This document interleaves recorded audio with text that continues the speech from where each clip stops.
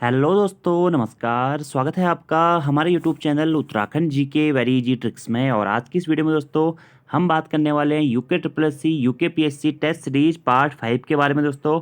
और उत्तराखंड की ये हमारी टेस्ट सीरीज दोस्तों उत्तराखंड पोस्टमार्टम क्लासेस 2.0 के नाम से जानी जाती है, जिसमें दोस्तों अभी तक इस सीरीज में हम आपको 4 पार्ट्स करवा चुके हैं। अगर आपने वो पहले की 4 वीडियोस को नहीं देखा हुआ है दोस्तों, तो आप उन वीडियोस को जरूर देख लीजिएगा, क्योंकि ये सभी वीडियोस दोस्तों आपके आगामी जितने भी एग्जाम्स होने हैं, भले ही वो यूके ट्रिपल एस सी के द्वारा कराए जाएँ या यूके पीएससी के द्वारा कराए जाएँ, काफ़ी महत्वपूर्ण रहने वाली है।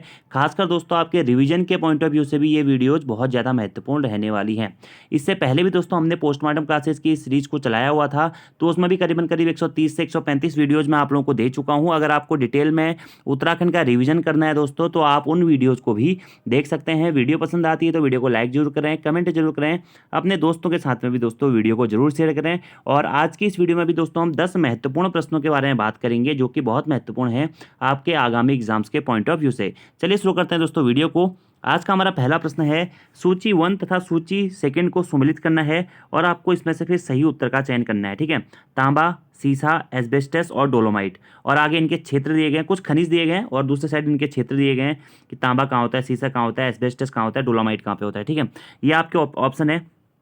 तो ऑप्शंस के अकॉर्डिंग दोस्तों आपका जो राइट आंसर हो जाएगा उसका, इसका हो जाएगा ऑप्शन नंबर ए। ठीक है, देखिए आपको दोस्तों जो एक खनिज वाला लेसन है ये अच्छी तरीके से पढ़ना है, क्योंकि बहुत सारे अभ्यर्थी इस लेसन को छोड़ के जाते हैं, लेकिन एग्जाम में यहाँ से प्रश्न बनते हैं। ठीक है, कि तांबा कौन से क्षेत्र में पाया जाता है। ठीक है, तो तांबा दोस्तों पाया जाता है थैलीपाटन क्षेत्र में। ठीक है, तांबा थैलीपाटन क्षेत्र, जो कि कहाँ थैलीपाटन क्षेत्र कहाँ पे दोस्तों, बागेश्वर में स्थित है। क्या थैलीपाटन क्षेत्र, यहाँ पर क्या है, तांबा पाया जाता है। ठीक है, सीसा कहाँ पाया जाता है दोस्तों उत्तराखंड में, सीसा पाया जाता है चंडाक क्षेत्र। चंडाक क्षेत्र कहाँ स्थित है दोस्तों, पिथौरागढ़ में सीसा पाया जाता है। ठीक है, ऐसे दोस्तों एस्बेस्टस कहाँ पाया जाता है, तो एस्बेस्टस पाया जाता है दोस्तों कहाँ पे, ऊखीमठ। ऊखीमठ कहाँ पड़ता है, रुद्रप्रयाग में एस्बेस्टस पाया जाता है। जबकि डोलोमाइट की बात करें दोस्तों, तो डोलोमाइट कहाँ पे पाया जाता है, डोलोमाइट दोस्तों पीपलकोटी में पाया जाता है, जो कि कहाँ स्थित है, चमोली में स्थित है। ठीक है, तो याद रखना है आपको, तांबा कहाँ पाया जाता है, बागेश्वर थैलीपाटन क्षेत्र में पाया जाता है। सीसा दोस्तों चंडाक क्षेत्र पिथौरागढ़ में पाया जाता है। एस्बेस्टस दोस्तों ऊखीमठ रुद्रप्रयाग में पाया जाता है। और डोलोमाइट दोस्तों पीपलकोटी चमोली में पाया जाता है। उत्तराखंड की खनिज संपदा वाला लेसन दोस्तों महत्वपूर्ण है। और यहाँ से सबसे बेसिक सा एक प्रश्न बनता है दोस्तों, कि राज्य में प्रथम खनिज नीति किस वर्ष लागू की गई थी। तो राज्य में प्रथम खनिज नीति की घोषणा की गई थी दोस्तों कब, 2001 में। ये प्रश्न आपको डायरेक्टली याद रखना है कि राज्य ने प्रथम खनन नीति की घोषणा कब करी थी, राज्य में प्रथम खनन नीति कब से लागू की गई थी। तो डेट याद रखनी है आपको, 4 अप्रैल 2001 को लागू की गई थी। इसी प्रकार दोस्तों एक और प्रश्न यहाँ से इंपॉर्टेंट बनता है कि उत्तराखंड में नई खनिज नीति कब से लागू की गई है। 2015 से दोस्तों उत्तराखंड में नई खनिज नीति लागू की गई है। वैसे दोस्तों अगर देखा जाए तो तांबा, सीसा, एस्बेस्टस या डोलोमाइट ये इनके अलावा भी अन्य क्षेत्रों में भी मिलते हैं। ठीक है, लेकिन यहाँ पर आपको अपने बेस्ट ऑप्शन का दोस्तों चुनाव करना था, उसी के हिसाब से आपको यहाँ पर इनका आंसर देना था। ठीक है, तो तांबे की बात करें दोस्तों, तो उत्तराखंड में ताम्र नगरी के नाम से किसको जाना जाता है, ताम्र नगरी के नाम से उत्तराखंड में अल्मोड़ा को जाना जाता है। ठीक है, अल्मोड़ा के जिरौली में हो गया, बागेश्वर के थैलीपाटन में हो गया, यहाँ पे तांबे के बहुत सारे भंडार हैं। ठीक है, तो बागेश्वर का थैलीपाटन और अल्मोड़ा का क्या, आपका जिरौली गांव हो गया। ठीक है, ताम्र नगरी, पीतल नगरी, सभी नामों से क्या अल्मोड़ा को जाना जाता है, याद रखना है आपको। और अल्मोड़ा के साथ साथ ही दोस्तों तांबा हमारा चमोली में भी मिलता है, पौड़ी में भी मिलता है, देहरादून में भी मिलता है, कुछ अन्य क्षेत्रों में मिलता है, लेकिन सर्वाधिक कहाँ पे मिलता है, तो अल्मोड़ा में ही मिलता है। ठीक है, इसके बाद में दोस्तों सीसे की बात करें, तो सीसा दोस्तों कहाँ पे, पिथौरागढ़ चंडाक क्षेत्र में हमें क्या मिलता है, सीसा मिलता है। ठीक है, इसी के साथ साथ दोस्तों सीसा हमें इसके अलावा भी अन्य बहुत सारे स्थानों से प्राप्त होता है। ठीक है, तो इसके अलावा कौन कौन से ऐसे क्षेत्र हैं दोस्तों जहाँ से हमें सीसा प्राप्त होता है, तो अल्मोड़ा से भी होता है, देहरादून से भी होता है, उत्तरकाशी से भी होता है, लेकिन यहाँ पर हमको उसके स्पेसिफिक क्षेत्र के हिसाब से बताना था। तो यहाँ पर आपका सीसा जो हो जाएगा वो कहाँ पे मिलता है दोस्तों, वो मिलेगा आपका चंडाक क्षेत्र में। ऐसे दोस्तों एस्बेस्टस की बात करें, तो एस्बेस्टस भी हमारा मुख्यतः कहाँ मिलता है, ऊखीमठ रुद्रप्रयाग क्षेत्र में मिलता है। इसके अलावा दोस्तों कांधेरा, पौड़ी और अल्मोड़ा जिले में भी हमारा क्या मिलता है, एस्बेस्टस मिलता है। ठीक है, ऐसी बात करें डोलोमाइट, तो दोस्तों तो डोलोमाइट की चट्टानें उत्तराखंड में बहुत स्थानों पर पाई जाती हैं। ठीक है, तो डोलोमाइट कहाँ पर पाया जाता है, देहरादून में पाया जाता है, टिहरी में है, पिथौरागढ़ में है। ठीक है, जो हमारा मुख्यतः पीपलकोटी का क्षेत्र है, यहाँ पर भी क्या है, डोलोमाइट चट्टान पाई जाती है, डोलोमाइट पाया जाता है। ठीक है, ऐसे दोस्तों मैग्नेसाइट उत्तराखंड में कहाँ कहाँ पाया जाता है, मैग्नेसाइट से रिलेटेड जो प्रश्न है ये एग्जाम में बहुत बार पूछा गया है। तो बागेश्वर में और पिथौरागढ़ में दोस्तों मैग्नीसाइट अत्यधिक मात्रा में पाया जाता है। ठीक है, जो चंडाक झिरौली वाला क्षेत्र है, बागेश्वर का झिरौली हो गया, ठीक है, बागेश्वर का और पिथौरागढ़ का चंडाक वाला क्षेत्र हो गया दोस्तों, तो वहाँ पर क्या है, मैग्नीसाइट के अद्वितीय भंडार पाए जाते हैं। ठीक है, तो पिथौरागढ़ का चंडाक और अल्मोड़ा या बागेश्वर का झिरौली क्षेत्र है। ठीक है, अल्मोड़ा बागेश्वर में एक मैग्नीसाइट की फैक्ट्री भी है काफली गैर में। ठीक है, तो ये चीज़ें आपको याद रखनी है। ऐसे दोस्तों आपको इस टॉपिक से सभी चीज़ें याद रखनी है। राज्य में सोना कहाँ कहाँ पाया जाता है, तो राज्य में सोना मुख्यतः दोस्तों शारदा और रामगंगा नदी की बालू में यहाँ पर क्या पाया जाता है, सोना पाया जाता है। इसके साथ साथ अलकनंदा और पिंडर में भी थोड़ा बहुत मात्रा में पाया जाता है। चांदी सर्वाधिक अल्मोड़ा में पाई जाती है। टीन कहाँ, चमोली में टीन पाया जाता है। यूरेनियम दोस्तों टिहरी गढ़वाल में पाया जाता है। ठीक है, पत्थर और पटाल अल्मोड़ा में पाए जाते हैं। ऐसे ग्रेफाइट कहाँ से मिलता है, अल्मोड़ा में सबसे ज़्यादा ग्रेफाइट में मिलता है। इसके अलावा पौड़ी या अन्य क्षेत्रों से भी मिलता है। ठीक है, चूना पत्थर दोस्तों सर्वाधिक कहाँ से मिलता है, देहरादून से। हमें जो देहरादून का मंदारम क्षेत्र है, कालसी के पास में, या बाराकोट क्षेत्र है, वहाँ से सर्वाधिक दोस्तों चूना उत्पादन होता है। ठीक है, सीमेंट उत्पादन में इसका मुख्यतः योगदान होता है। ठीक है, संगमरमर उत्पादन भी देहरादून और टिहरी में मुख्यतः होता है, चमोली में भी होता है। इसी प्रकार दोस्तों खड़िया, खड़िया के लिए फेमस है हमारा, देहरादून में भी होता है, टिहरी भी है, बागेश्वर भी है, पिथौरागढ़ भी है, नैनीताल भी है, वहाँ पे खड़िया का उत्पादन होता है। या इसके अलावा अन्य जो भी खनिज होते हैं दोस्तों, आपका गंधक हो गया, बेराइट्स हो गया। बेराइट्स एग्जाम में पूछा भी गया है कि बेराइट्स खनिज कहाँ से प्राप्त होता है, उत्तराखंड में मात्र दोस्तों देहरादून से प्राप्त होता है बेराइट्स खनिज। ठीक है, तो इस प्रकार की चीज़ें आपको दोस्तों ध्यान से पढ़नी है, क्योंकि एग्जाम में यहाँ से प्रश्न पूछे जाते रहे हैं। अगले प्रश्न की दोस्तों हम बात करते हैं। अगला हमारा प्रश्न है दूसरा, कि निम्नलिखित कथनों को पढ़ें।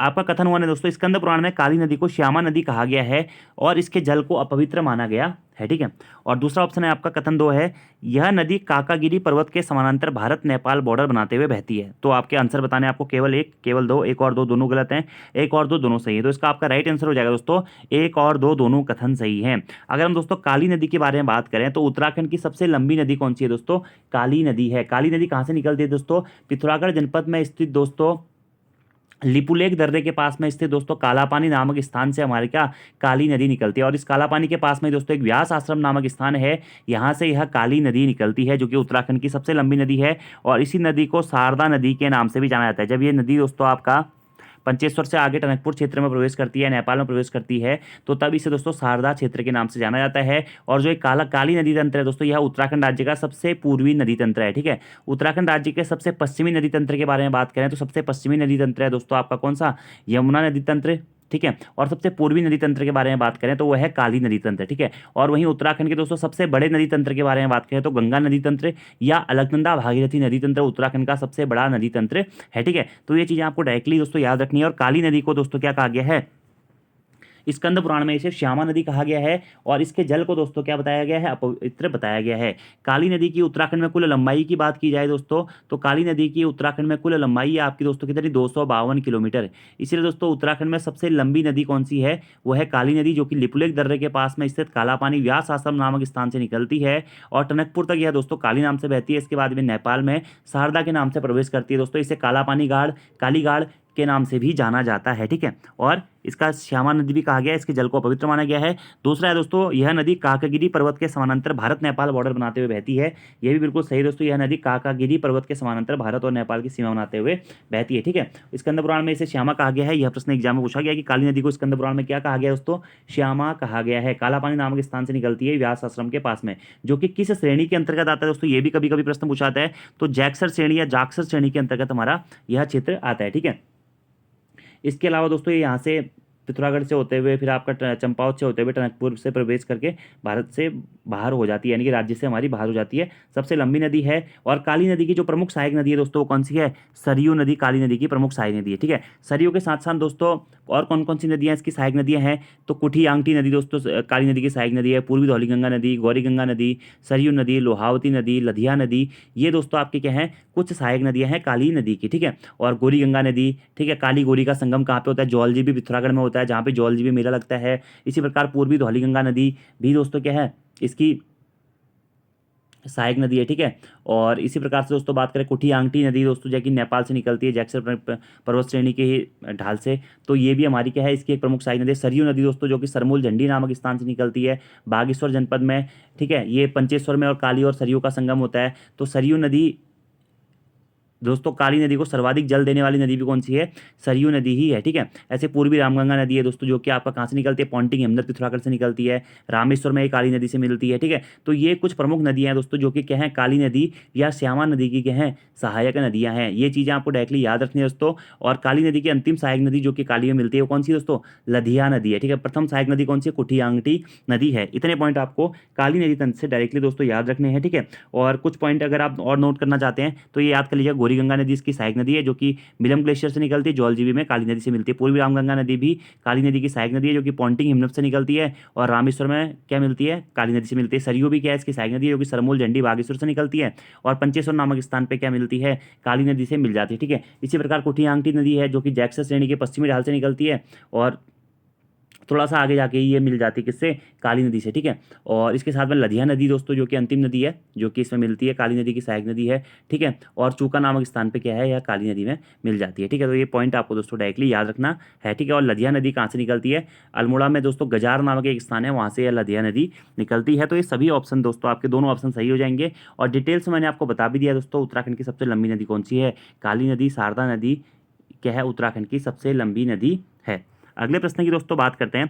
इसी के साथ साथ दोस्तों मैं आप लोगों से एक चीज़ और कहना चाहूँगा कि अगर आप लोगों ने हमारी एप्लीकेशन अभी तक डाउनलोड नहीं करी हुई है तो आप हमारी application Uttarakhand GK very easy tricks को दोस्तों जरूर डाउनलोड कर लीजिएगा, क्योंकि इस एप्लीकेशन में दोस्तों आपको आगामी जो आप लोगों का एग्जाम पेपर होना है आबकारी और परिवहन आरक्षी का, उसके प्रैक्टिस सेट यानी कि टेस्ट सीरीज भी मिल जाती है। साथ ही साथ दोस्तों उत्तराखंड के टॉपिक वाइज टेस्ट सीरीजेस भी यहाँ पे आपको मिल जाएंगे। हिंदी के टॉपिक वाइज टेस्ट सीरीज भी आपको यहाँ पे मिल जाएंगे। और जीके जीएस में आपका history, polity, geography, economics, current affairs, इसके दोस्तों कंप्लीटली टॉपिक वाइज टेस्ट आपको मिल जाएंगे, जो कि आपके आगामी जो जितने भी एग्जाम्स है, भले ही वो उत्तराखंड पीसीएस का है, आरओ का मेंस होना है, एसआई का एग्जामिनेशन होना है, सभी के लिए काफ़ी महत्वपूर्ण दोस्तों प्रैक्टिस सेट्स हैं। करंट अफेयर्स की पीडीएफ्स भी आपको यहाँ पर मिल जाती है, और कई सारे demo full length practice sets भी आपको हमारी एप्लीकेशन पर मिल जाते हैं। तो आप हमारी application Uttarakhand GK very easy tricks को जरूर डाउनलोड कर लें, और प्रैक्टिस सेट्स को दोस्तों आप जरूर अटेम्प्ट करें, क्योंकि प्रैक्टिस से ही आपको कहीं ना कहीं अपनी तैयारी के बारे में पता लगता है। अगले प्रश्न की दोस्तों बात करते हैं। निम्नलिखित कथनों पर विचार करना है और सही विकल्प का चयन करना है, ठीक है। पहला कथन है, नालंदा अभिलेख से बंगाल के पाल शासक धर्मपाल द्वारा गढ़वाल पर आक्रमण करने की जानकारी मिलती है। दूसरा ऑप्शन है कि पाल शासक देवपाल ने दोस्तों कत्यूरी राजा जय ललितपुर देव के समय उत्तराखंड पर आक्रमण किया, ठीक है। तो ये ऑप्शन होगा पाल शासक देवपाल ने, ये होगा दोस्तों कत्यूरी राजा, ठीक है। कत्यूरी राजा ललित सूर्यदेव के समय उत्तराखंड पर आक्रमण किया। तीसरा ऑप्शन है कि भूदेव कार्तिकेयपुर राजवंश का पहला शासक था, इसने समस्त उत्तराखंड को एक सूत्र में बांटने का प्रयास किया। और चौथा कथन है कि कलहण की राजतरंगिणी पुस्तक में कश्मीर के शासक ललितादित्य मुक्तापीठ का गढ़वाल तक साम्राज्य विस्तार करने की जानकारी मिलती है, ठीक है। तो सही विकल्प का आपको चयन करना है दोस्तों। तो इस क्वेश्चन का आपका जो दोस्तों सही आंसर होगा वो होगा 1, 2, 4, ठीक है। 1, 2, 4 यहाँ पर आपके कथन सही है। बाकी दोस्तों आपका जो तीसरा कथन है वह इसमें क्या है? गलत है, ठीक है। अब तीसरा कथन क्यों गलत है इसके बारे में हम डिटेल से बात करते हैं। और ये दोस्तों उत्तराखंड का जो प्राचीन इतिहास है उसका एक बहुत महत्वपूर्ण और अच्छा प्रश्न है, ठीक है। देखिए, नालंदा अभिलेख से बंगाल के पाल शासक धर्मपाल द्वारा गढ़वाल पर आक्रमण की जानकारी मिलती है, बिल्कुल सही है दोस्तों। एग्जाम में आपसे इस प्रकार से भी ये प्रश्न पूछा जा सकता है कि बंगाल के पाल शासक धर्मपाल द्वारा गढ़वाल पर आक्रमण करने की जानकारी किससे मिलती है? तो नालंदा अभिलेख से मिलती है, ठीक है। और जो ये पाल वंश था दोस्तों, इस पाल वंश का संस्थापक कौन था? गोपाल था, ठीक है। तो ये तो आपका कथन बिल्कुल सही है, ठीक है। दूसरा ऑप्शन है कि पाल शासक देवपाल ने कत्यूरी राजा ललित सूर्यदेव के समय उत्तराखंड पर आक्रमण किया, तो देवपाल ने भी किया, और ललित सूर्यदेव के टाइम पे आक्रमण किया, ये भी बिल्कुल सही है, ठीक है। चौथा ऑप्शन दोस्तों, कलहड़ की राजतरंगिणी पुस्तक में कश्मीर के शासक ललितादित्य मुक्तापीठ द्वारा गढ़वाल राज्य पर विस्तार की हमें जानकारी मिलती है, ये भी बिल्कुल सही है दोस्तों। और यह प्रश्न एग्जाम में एक बार पूछा भी गया है कि कश्मीर के शासक ललितादित्य मुक्तापीठ द्वारा गढ़वाल तक साम्राज्य विस्तार करने की जानकारी हमें किस पुस्तक में प्राप्त होती है? तो राजतरंगिणी पुस्तक में प्राप्त होती है, जो कि किसके द्वारा लिखी गई दोस्तों? कलहड़ के द्वारा लिखी गई है, ठीक है। और इसी में दोस्तों ये भी बताया गया कि ललितादित्य मुक्तापीठ और यशोवर्मन के बीच में युद्ध होता है 745 ईस्वी में, फिर यशोवर्मन हार जाता है, और यशोवर्मन के अंतर्गत उत्तराखंड का जो क्षेत्र होता है दोस्तों वह ललितादित्य मुक्तापीठ के हाथों में आ जाता है, ठीक है। फिर ललितादित्य मुक्तापीठ द्वारा जिस उत्तराखंड आक्रमण की जो जानकारी है यही राजतरंगिणी पुस्तक में मिलती है, ठीक है। और इसके अंतर्गत इसका एक सामंत था दोस्तों, इस सामंत का नाम क्या था? बसंत देव था, ठीक है। बसंत देव या वासुदेव इस सामंत का नाम था दोस्तों, जो कि क्या था? ललितादित्य मुक्तापीठ का सामंत था। लेकिन जैसे ही दोस्तों ललितादित्य मुक्तापीठ की मृत्यु हुई, ठीक है, उसके बाद में क्या हुआ? इसी सामंत ने अपने आप को स्वतंत्र घोषित कर दिया, और यहाँ पर दोस्तों बसंत देव अपने नाम से एक नए राजवंश की नींव डालता है, जिसका नाम है कार्तिकेयपुर राजवंश। जिस वंश का आप ये इतिहास पढ़ लेना, कार्तिकेयपुर राजवंश की नींव कौन डालता है? बसंत देव दोस्तों डालता है। और कार्तिकेयपुर राजवंश क्या है दोस्तों, उत्तराखंड का प्रथम ऐतिहासिक राजवंश कौन सा है दोस्तों, कार्तिकेयपुर राजवंश ही है। ठीक है, तो ये कथन भी आपका बिल्कुल सही है। अब ऑप्शन नंबर 3 दोस्तों आपका यह कथन सुमेलित नहीं है। क्यों? क्योंकि यहाँ पे लिखा गया कि भूदेव कार्तिकेयपुर राजवंश का पहला शासक था जिसने समस्त उत्तराखंड को एक सूत्र में बांटने का प्रयास किया। नहीं दोस्तों, भूदेव नहीं था, भूदेव नहीं था। तो कौन था दोस्तों, ये थे इच्छट देव। इच्छट देव ने क्या किया, सबसे पहले क्या हुआ, समस्त उत्तराखंड को एक सूत्र में बांटने का प्रयास किया। किसने किया दोस्तों, इच्छट देव ने किया था। ये पॉइंट आपको डायरेक्टली याद रखना है, इंपॉर्टेंट है एग्जाम्स के पॉइंट ऑफ व्यू से। ठीक है, किसने किया था उत्तराखंड को एक सूत्र में बांटने का प्रयास दोस्तों, इच्छट गण देव ने किया था। इसलिए आपका ये कथन आपका गलत हो जाएगा। ठीक है, अब कार्तिकेयपुर राजवंश के बारे में दोस्तों मैंने आपको बता दिया कि इसका संस्थापक कौन था। इसका संस्थापक था दोस्तों कौन, हमारा बसंत देव या वासुदेव। इनकी प्रारंभिक राजधानी कहाँ स्थित थी, कार्तिकेयपुर जोशीमठ नामक स्थान पर इनकी प्रारंभिक राजधानी स्थित थी। और इसके बाद में इन्होंने अपनी राजधानी कहाँ स्थानांतरित की थी, कार्तिकेयपुर जोशीमठ से इन्होंने अपनी राजधानी दोस्तों कहाँ पे, बैजनाथ कत्यूर घाटी में स्थानांतरित करी थी। ठीक है, और कार्तिकेयपुर जोशीमठ से कार्तिकेयपुर राजवंश या कत्यूर राजवंश की राजधानी को कार्तिकेयपुर से बैजनाथ स्थानांतरित करने वाला शासक कौन था दोस्तों, तो ऐसा किताबों में लिखा गया कि सुभिक्ष राजदेव के किसी वंशज ने। ठीक है, तो वंशज में दो लोगों का नाम आता है, एक आता है नरसिंह देव और अशांति देव। ठीक है, तो ये आपको याद रखना है। अगर कभी प्रश्न पूछा जाता है कि कार्तिकेयपुर राजवंश की राजधानी को किसने स्थानांतरित किया गढ़वाल से कुमाऊं, तो नरसिंह देव या अशांति देव, जो कि कौन थे, सुभिक्ष राजदेव के वंशज थे, ऐसा कहा जाता है। ठीक है, इस परिवार में जो कार्तिकेयपुर राजवंश था, इसमें मुख्यतः दोस्तों 3 परिवार थे। प्रथम परिवार बसंत देव का परिवार था, दूसरा देव निम्बर का परिवार था, और तीसरा तो जो था दोस्तों वह सालुरादित्य परिवार था। ठीक है, इसमें प्रश्न पूछा भी गया कि प्रथम परिवार का संस्थापक कौन था, बसंत देव। द्वितीय परिवार निम्बर देव का जो परिवार था, निम्बर वंश, उसका संस्थापक कौन था, निम्बर देव था। और तीसरा जो परिवार था दोस्तों सालुरादित्य। ठीक है, तो सालुरादित्य वंश का संस्थापक कौन था, तो इसमें आपको 2 नाम याद रखने हैं, सालुरादित्य और इसके साथ साथ में इसका पुत्र इच्छट देव। ठीक है, इन दोनों का ही दोस्तों आपको नाम याद रखना है। ठीक है, इच्छट देव, सालुरादित्य वंश के संस्थापक कौन थे, सालुरादित्य या फिर इच्छट देव, ये आपको याद रखना है। निम्बर वंश का संस्थापक कौन था, निम्बर देव था। इसी का पुत्र था दोस्तों कौन, इष्टगण। ठीक है, इष्टगण ने ही क्या हुआ, संपूर्ण उत्तराखंड को एक सूत्र में बांटने का प्रयास किया था।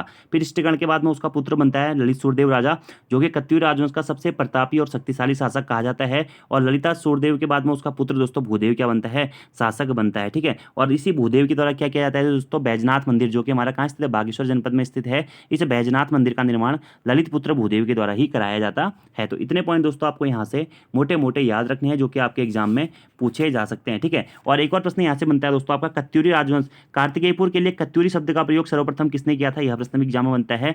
तो E.T. एटकिंसन ने किया था। ठीक है, किसने किया था, E.T. एटकिंसन ने किया था। उत्तराखंड पर शासन करने वाली प्रथम ऐतिहासिक शक्ति कौन सी है, या प्रथम ऐतिहासिक राजवंश कौन सा है दोस्तों, यही कार्तिकेयपुर राजवंश है। ठीक है, कार्तिकेयपुर राजवंश की भाषा कौन सी थी दोस्तों, इसकी भाषा है संस्कृत भाषा। और इनकी लिपि कौन सी थी दोस्तों, इनकी लिपि है कुटिला लिपि। ठीक है, पांडुकेश्वर जो ताम्रपत्र है दोस्तों, यह कौन सी भाषा में लिखा गया है, तो पांडुकेश्वर ताम्रपत्र दोस्तों यह आपका संस्कृत भाषा में लिखा गया। किसका ताम्रपत्र है, तो ललित सूरदेव का दोस्तों यह ताम्रपत्र या अभिलेख है। आपको ये डायरेक्टली याद रखना है, एग्जाम में पूछा भी गया कि पांडुकेश्वर ताम्रपत्र या अभिलेख की भाषा क्या है दोस्तों, तो यह है संस्कृत। ठीक है, उत्तराखंड के इतिहास का स्वर्णिम काल किस शासन के कार्यकाल को कहा जाता है, तो कार्तिकेयपुर या कत्यूर राजवंश के शासनकाल को ही कहा जाता है। और कार्तिकेयपुर राजवंश की लिपि कौन सी थी दोस्तों, कुटिला इनकी लिपि थी। ठीक है, और कार्तिकेयपुर राजवंश या कत्यूर राजवंश की कुल देवी कौन थी, माँ नंदा देवी। नंदा देवी को कत्यूर राजवंश या कार्तिकेयपुर राजवंश की कुल देवी के रूप में जाना जाता है। इतने पॉइंट दोस्तों आपको डायरेक्टली याद रखने हैं। तो 1, 2, 4 आपके सही आंसर हो जाएंगे।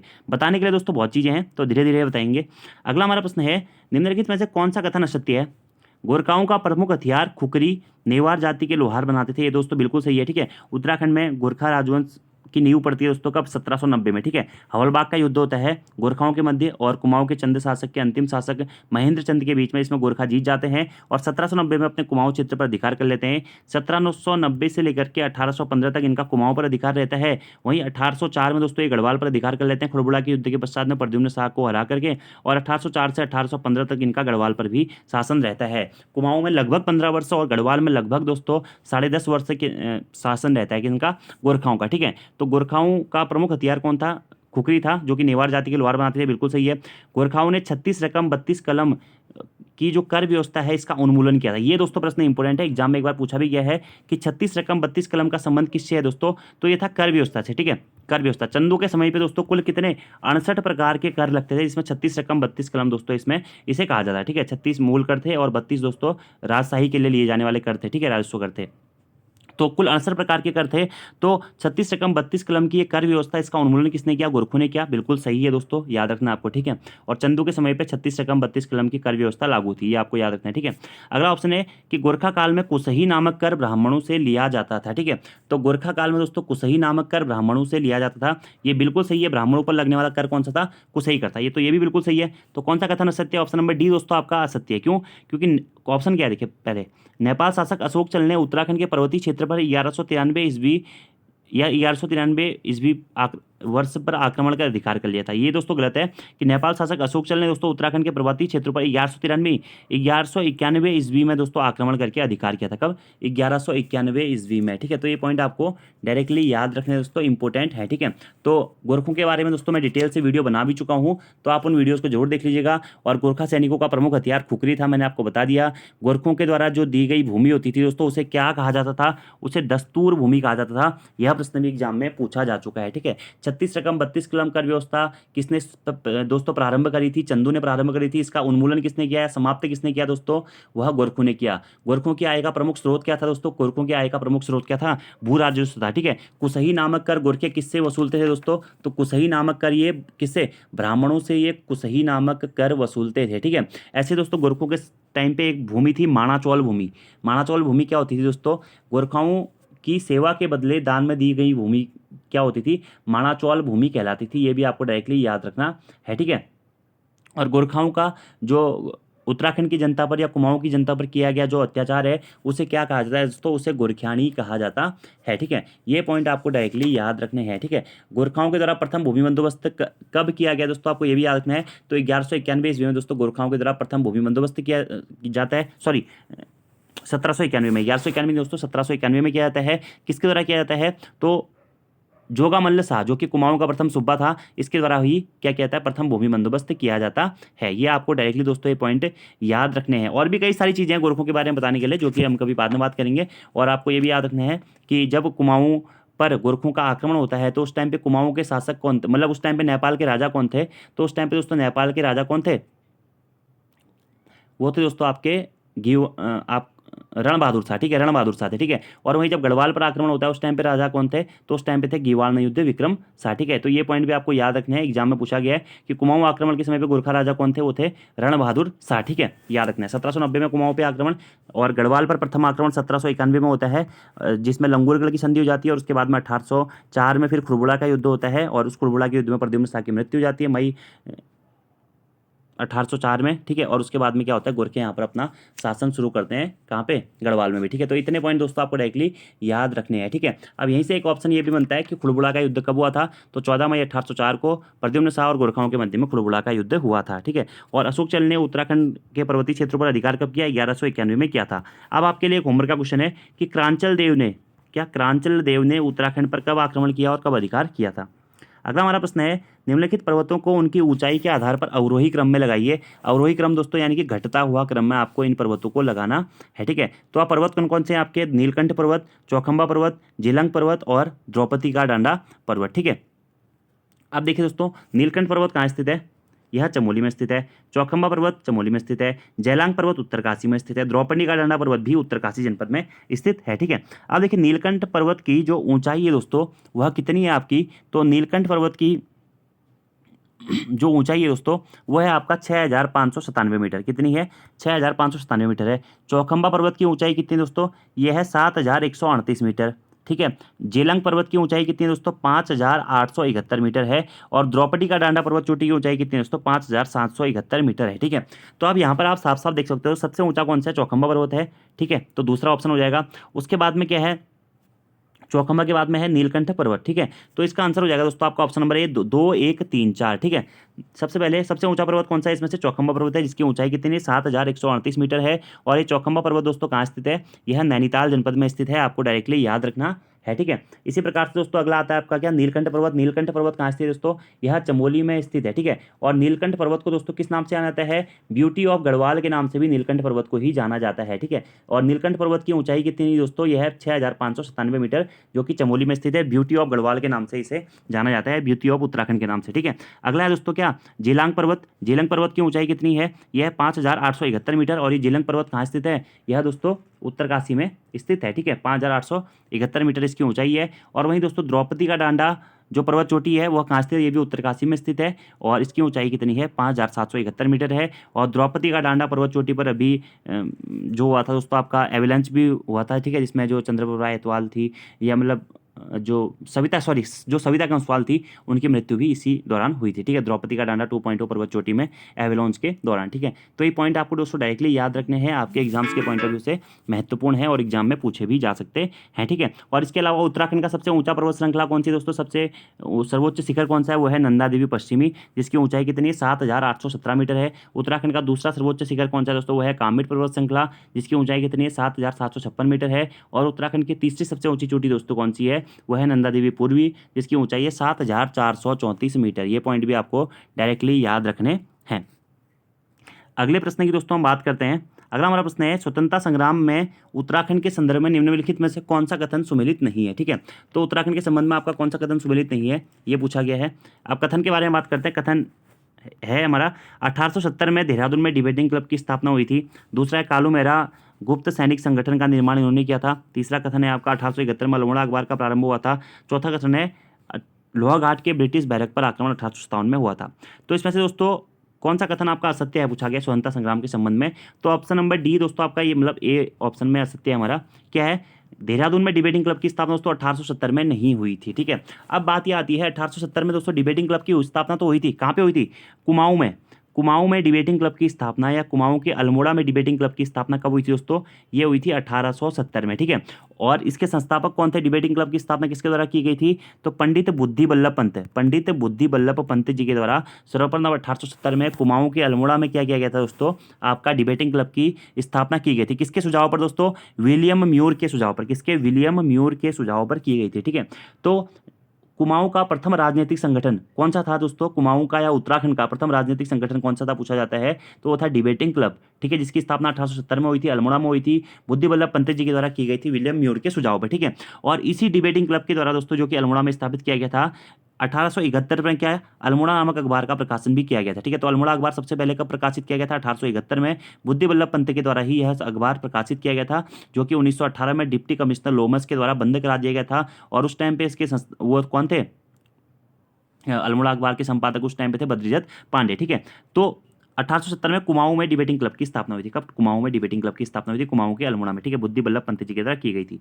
अब ऑप्शन क्या है, यहाँ पर है देहरादून में डिबेटिंग क्लब की स्थापना कब हुई थी, तो गढ़वाल में या देहरादून में डिबेटिंग क्लब की स्थापना होती है दोस्तों कब, 1885 में। ठीक है, और किसके द्वारा की गई थी, खड़क सिंह नेगी के द्वारा की गई थी गढ़वाल में डिबेटिंग क्लब की स्थापना कब, 1885 में। ठीक है, याद रखना आपको।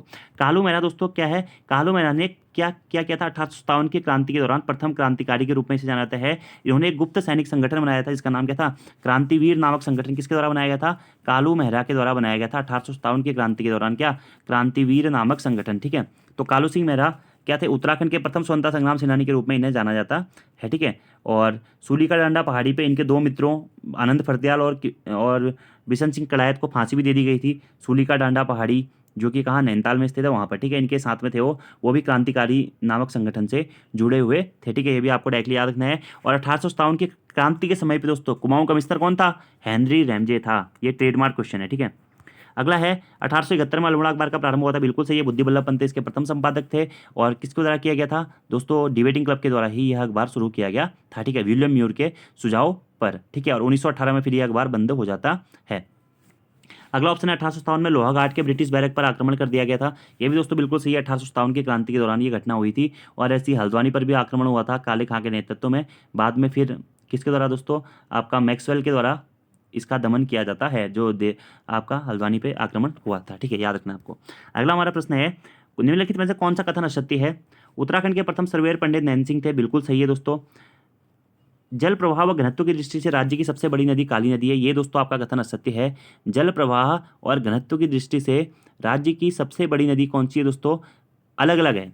अगर हम बात करें राज्य की सबसे लंबी नदी कौन सी है, तो राज्य की सबसे लंबी नदी है दोस्तों काली नदी, ठीक है।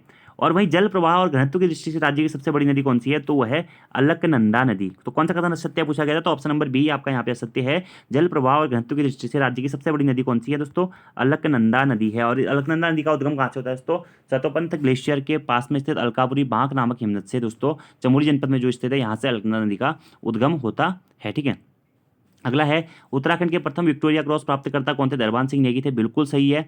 और अगला ऑप्शन है वर्ष 1858 ईस्वी में पादरी विलियम बटलर द्वारा उत्तराखंड में प्रथम मेथोडिस्ट चर्च की स्थापना कहाँ की गई थी, तो नैनीताल में की गई थी। ये भी आपको डायरेक्टली याद रखना है, ये भी बिल्कुल सही है, ठीक है। तो मेथोडिस्ट चर्च, प्रथम मेथोडिस्ट चर्च की स्थापना कहाँ हुई थी, नैनीताल में हुई थी। उत्तराखंड में प्रथम चर्च की स्थापना कहाँ पे हुई थी, नैनीताल में हुई थी। किसने करी थी, पादरी विलियम बटलर ने की थी। कब की थी, 1858 में की थी। ये भी आपको डायरेक्टली याद रखना है, बिल्कुल सही है, ठीक है।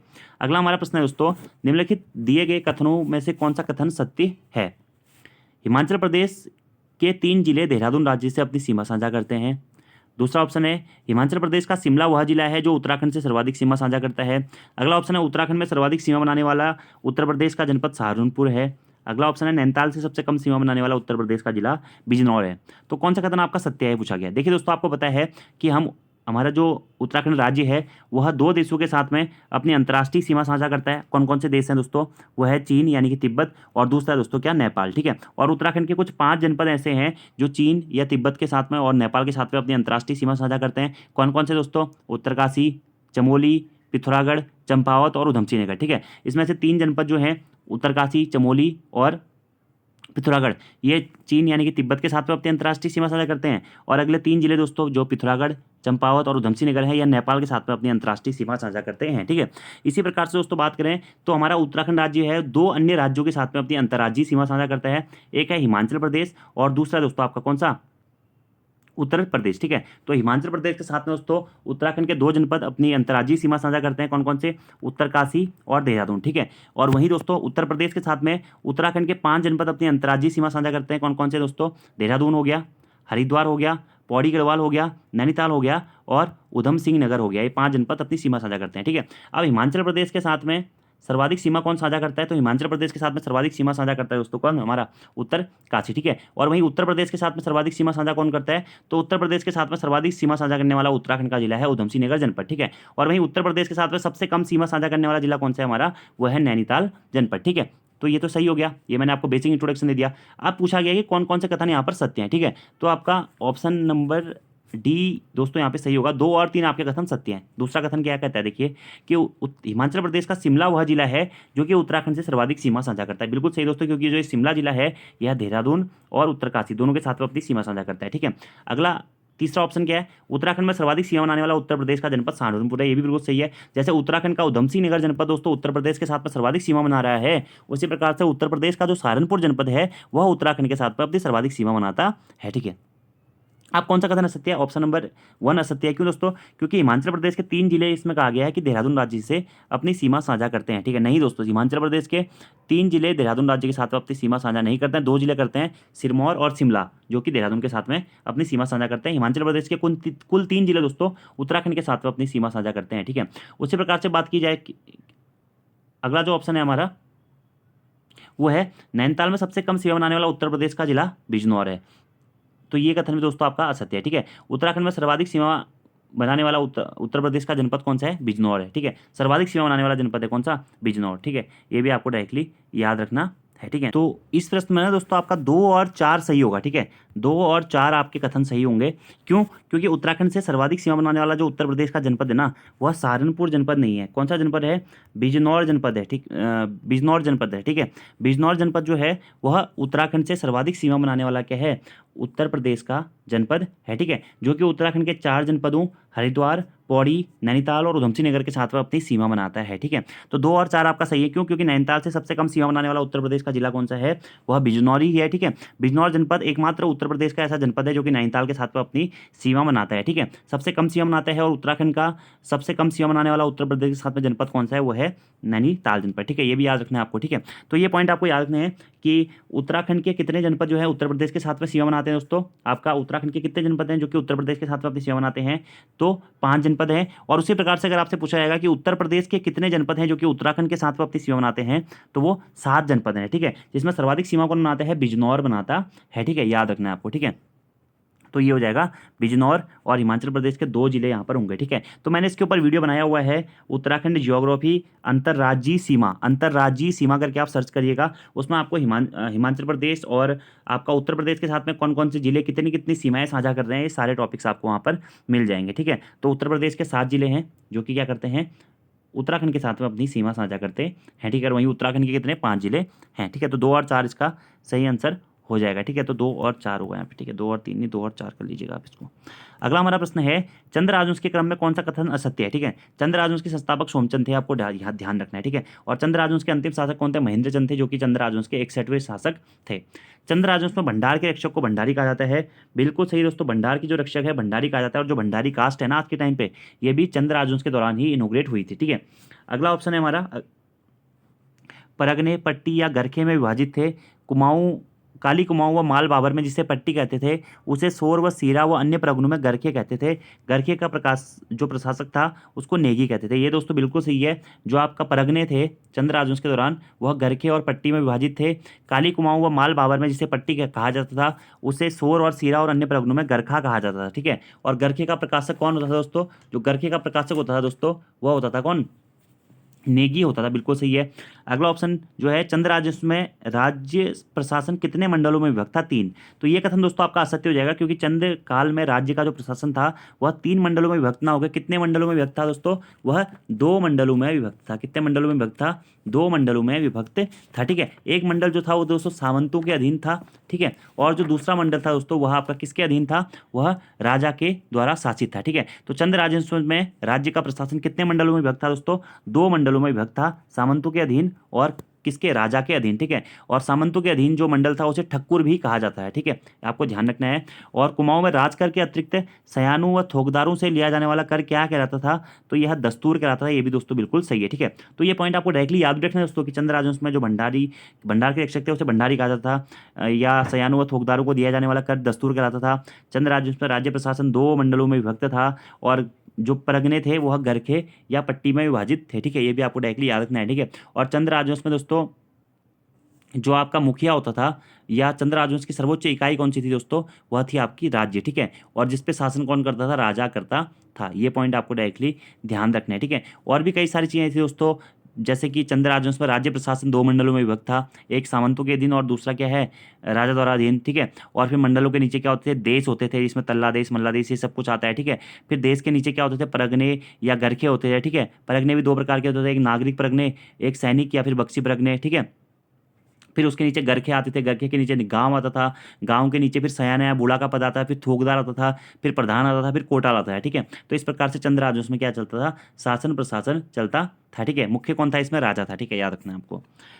अगला हमारा प्रश्न है कि ई राष्ट्रीय कृषि बाजार में उत्तराखंड का कौन सा स्थान है। तो ये करंट अफेयर का क्वेश्चन है दोस्तों। तो ई राष्ट्रीय कृषि बाजार में उत्तराखंड का कौन सा दोस्तों, प्रथम स्थान वर्तमान में चल रहा है। ठीक है, कौन सा स्थान होगा, प्रथम स्थान होगा। ठीक है, तो उत्तराखंड ई राष्ट्रीय कृषि बाजार में दोस्तों पहले स्थान पर है। ई राष्ट्रीय कृषि बाजार में दोस्तों उत्तराखंड की मेनली क्या है, 20 फल सब्जी मंडी क्या है, जुड़ चुके हैं। ठीक है, मतलब ई राष्ट्रीय कृषि बाजार से कितनी 20 फल सब्जी मंडियां जुड़ चुकी हैं दोस्तों, जिसमें करीबन करीब 9,000 किसानों को पंजीकृत किया गया है। और मुख्यतः दोस्तों बिचौलियों की भूमिका को खत्म करने और किसानों की उपज को सही मूल्य दिलवाने के लिए केंद्र सरकार के द्वारा 2017 में ई राष्ट्रीय कृषि बाजार योजना को शुरू किया गया था। और इसी ई राष्ट्रीय कृषि बाजार योजना में उत्तराखंड दोस्तों वर्तमान में कौन से प्रथम स्थान पर है। ये पॉइंट आपको डायरेक्टली याद रखना है। ठीक है, तो ये थे दोस्तों आज के महत्वपूर्ण प्रश्न। और आज का आपका होमवर्क का क्वेश्चन है दोस्तों कि मुगल मनसबदारी व्यवस्था के संदर्भ में निम्न कथनों पर विचार कीजिए। जात और सवार पद प्रदान किए जाते थे, मनसबदार आनुवंशिक अधिकारी होते थे, मनसबदारों के 3 वर्ग थे, और दीवान कार्यालय द्वारा इनको वेतन दिया जाता था। इसका आंसर आपको कमेंट बॉक्स में बताना है कि कौन कौन से कथन इसमें से आपका क्या है, सत्य या सही सुन लेते हैं। 1 2 3 4, 1 2 3, 1 3, या फिर इनमें से कोई नहीं। तो ये दोस्तों आपका होमवर्क का आज का क्वेश्चन है। और आपको आज की वीडियो कैसी लगी कमेंट बॉक्स में जरूर बताइएगा। वीडियो पसंद आती है तो वीडियो को लाइक जरूर करें, कमेंट जरूर करें, अपने दोस्तों के साथ में भी वीडियो को जरूर शेयर करें। और अभी तक दोस्तों आपने हमारे चैनल को सब्सक्राइब नहीं किया हुआ है तो चैनल को सब्सक्राइब जरूर कर लें। और हमारी एप्लीकेशन को डाउनलोड नहीं किया हुआ है तो प्ले स्टोर से हमारी application Uttarakhand GK very easy tricks को भी जरूर डाउनलोड कर लें। धन्यवाद।